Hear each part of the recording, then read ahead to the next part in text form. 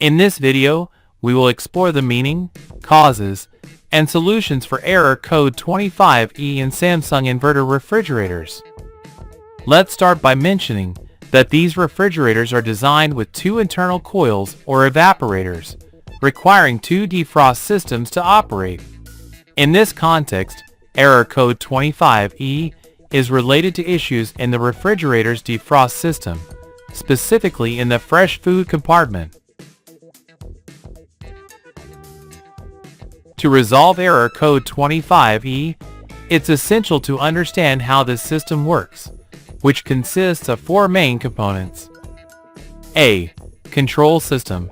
Located on the refrigerator's electronic board, it manages the entire defrost process. B. Power relay.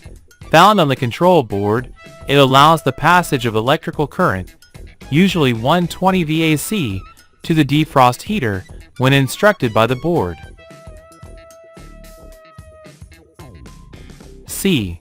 Thermal fuse or bimetal.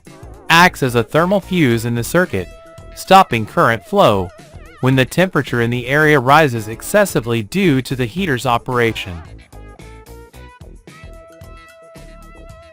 D. Defrost heater. Responsible for melting the ice that builds up on the evaporator by generating heat. The fault may originate from any of these components. Below is the procedure to diagnose and resolve the issue. Procedure to resolve error code 25E. A.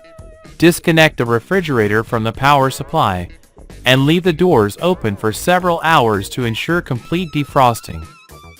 Internal inspection. B.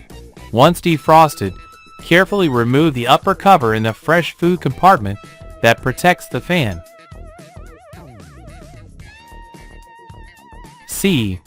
Reconnect the refrigerator and, using the external control panel, activate forced defrost mode (RD) function by pressing the buttons, depending on the refrigerator model. Upon activation, you should hear the relay click and notice an increase in temperature at the evaporator heater. If no relay click is heard, the issue might lie in the electronic board or the relay itself. D. Diagnostic results. If heating occurs without issues, and everything seems normal, the error might be a false alarm caused by a faulty sensor. If there's no apparent problem, it is recommended to unplug the refrigerator for a few hours at night periodically to reduce ice buildup and indirectly resolve the issue. This defrosting method can be done with the doors closed.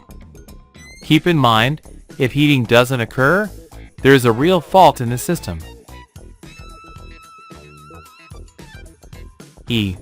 To diagnose defrost system components, disconnect the unit and use a multimeter set to the ohms scale to measure the heater's resistance. The reading should be around 120 ohms. If the reading is out of this range, 0 or infinite, replace the heater. F. Check the thermal fuse. If it is open or shows infinite resistance, the circuit won't allow current to flow. You can also test these components together by disconnecting them from the electronic board and powering them directly with 110 VAC to check if they generate heat.